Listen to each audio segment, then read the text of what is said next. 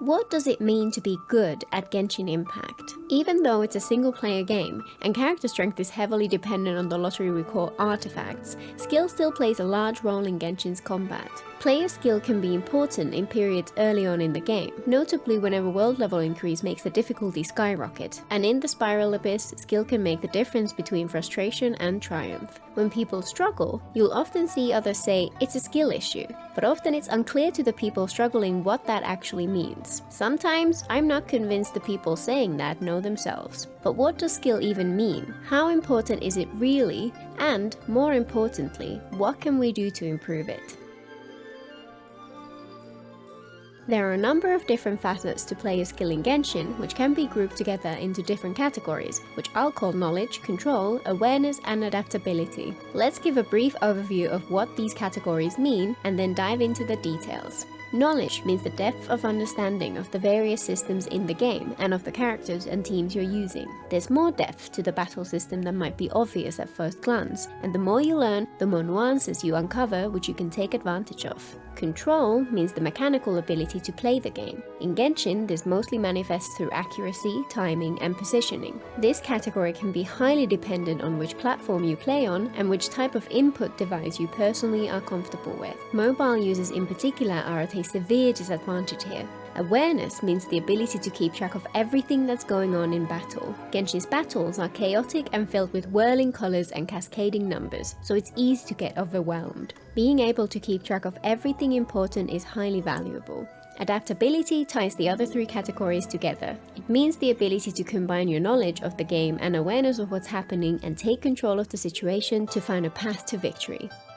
First, knowledge. This is the most obvious category, but can be fairly overwhelming due to the depth and breadth of Genshin's battle system. Within this category is a clear progression from grasping basics first, then surface details, then understanding the underlying mechanics, leading to strategy as the end goal. My Genshin Explained video series covers various levels of this in an approachable way. The basics range from understanding skills, bursts, normal versus charge attacks, to energy, stamina, buffs, reactions, and so on. Once you understand the basics, you start to see how each character is unique, which reactions and playstyles are most advantageous against which enemies, how to break shields, or even the unique movement patterns and damage or invulnerability windows of each type of enemy. Note that knowing when not to attack is often more important than knowing when to attack. When you time things right, you get a small damage boost, but when you time them wrong, you might do no damage at all. This is generally as far as most people go and is more than enough to comfortably beat the game. But beyond that, you can dive deeper and learn the nuances of the underlying mechanics such as auras, ICDs, gauge theory, stagger damage, etc. For many, this is a step too far, especially once you start reading damage formulae. Finally, applying this knowledge to understand and create your own strategy can be incredibly satisfying. This manifests first in understanding your character's kits, so you know how to best build them, followed by understanding synergy and how to combine characters to get the best results. The end goal of this category is the ability to create cohesive teams which make the most of all aspects of the 4 characters picked. To help with this, definitely check out the rotation diagram app we created and the YouTube video linked below where I talk about synergy and how to think about teams in general. Don't feel pressure to take this further than you really want to. There's a tendency to laud people who invest time into this category, but it's not for everyone, and it's perfectly valid to enjoy the game without diving too deep. If you do want to though, definitely check out my Genshin Explained series, try our Rotations app, and maybe join the conversations on Twitch and Discord. Second, control. This category has much less breadth, but is highly important. The most obvious point here is skill at aiming charge shots with a bow. Hitting an enemy's weak point guarantees a critical hit, so true skill here can make a difference. This can be strongly dependent on input type. On a controller, there's a trade-off between rotation speed versus accuracy, while aiming on a mobile is just a nightmare in general. Mouse users have a significant advantage. One of the most well-known points here is dodging and iframes. Using the dash button to dodge away from attacks is important, but iframes are a greater skill. Iframes, short for invincibility frames, are moments within an animation where your character is briefly invulnerable. These windows differ per character, but usually there's a small one during a dash and a long one during a burst animation. Timing these effectively lets you stay close to the enemies without taking damage, and making consistent use of them is key to high-level play.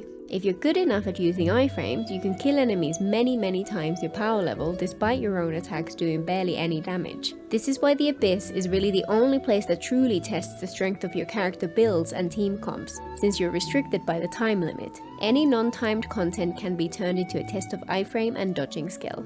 Aiming your skills and bursts is also invaluable. Attacks automatically target the closest enemy, so at first it can seem impossible to aim them manually.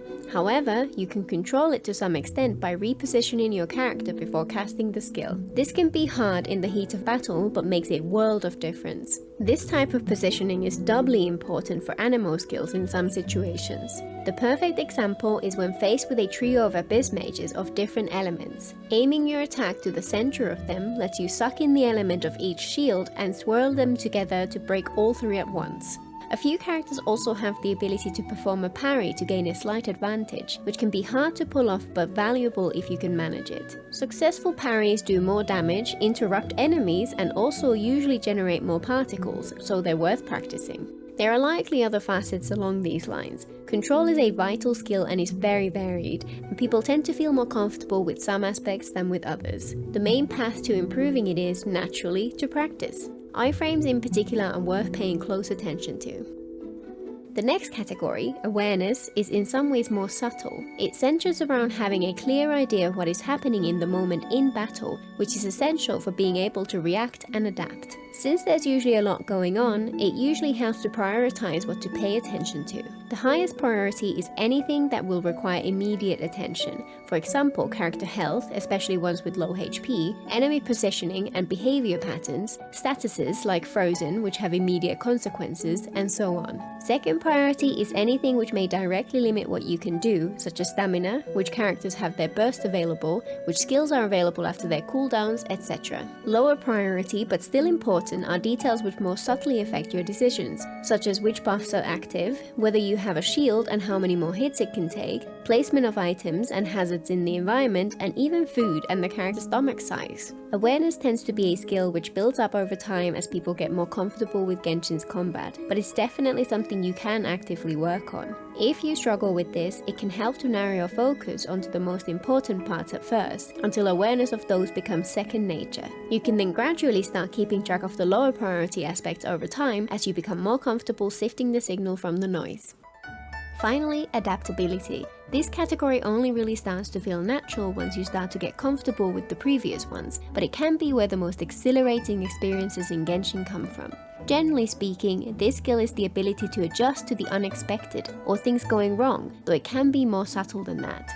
For example, prioritizing which enemy to attack first can be hugely valuable. By moving towards a less mobile enemy, you can often draw the more mobile ones to follow you there, effectively using enemy behavior to do something akin to crowd control. In the Abyss, this can make a huge difference as you save tons of time which would be otherwise wasted hunting down the stragglers. Along those lines, making the most of stagger damage or true crowd control both tend to require a combination of knowledge and awareness, and can be key in turning the tide of a hectic fight. You also might need to be able to adjust your rotations based on a variety of factors, not least enemies or leyline disorders which deplete your stamina or energy or increase your cooldowns. You also might need to adjust so that you can finish off a battle after a character dies, or even just change strategy to defeat enemies who your current team are not particularly suited to fight. This last is particularly common in Floor 12 of the Abyss, where you might want to use a team who would be tailored to a later chamber, but who are badly matched to an earlier chamber. Being able to make it through with the team intact to fight the enemies you designed them for is often essential for getting 36 stars. You also might need to deviate from the ideal rotation of your team in order to counter a specific enemy, or make the most of its weak periods. A perfect example of this is this Yoimiya team, designed to make it quick work of Baptist boss in the final chamber of the current Abyss. To maximize the team's damage output in most battles, you would follow a fairly simple rotation, but this rotation does not work too well against this particular boss.